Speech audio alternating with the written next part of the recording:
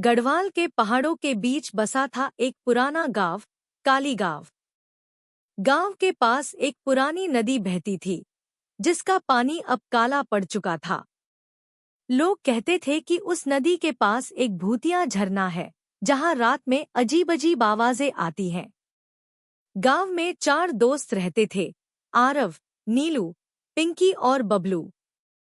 ये चारों हमेशा कुछ न कुछ नया करने की सोचते रहते थे। एक दिन उन्होंने तय किया कि वो उस भूतिया नदी और झरने का रहस्य जानेंगे।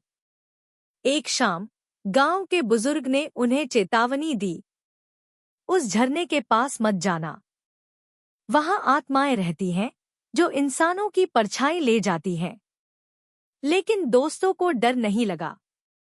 उन्होंने प्लान बनाया कि अगली सुबह वे सब मिलकर झरने तक जाएंगे और सच्चाई का पता लगाएंगे। अगली सुबह वे चारों टॉर्च, रस्सी, खाना और कैमरा लेकर निकल पड़े। नदी की ओर रास्ता बहुत सुंदर था, हरे भरे पेड़, पक्षियों की चहचहाहट।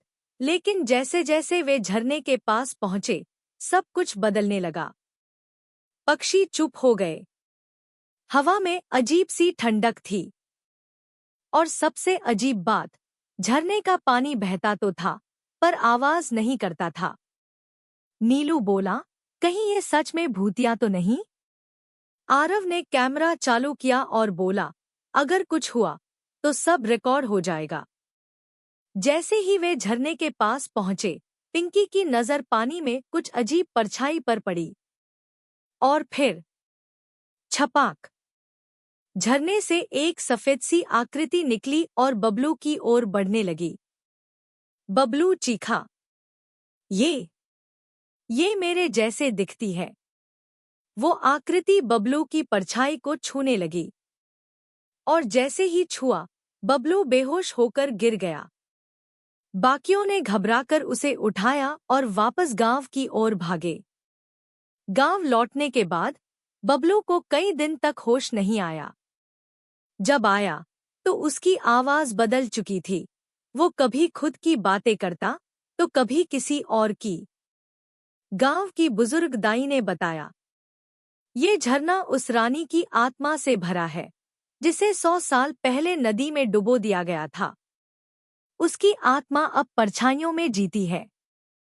जो भी वहां जाता है, वो उसकी छाया बन जाता है। बबलू ठीक हो गया। नदी का पानी साफ हो गया। अब वह झरना आजादी का झरना कहलाता है।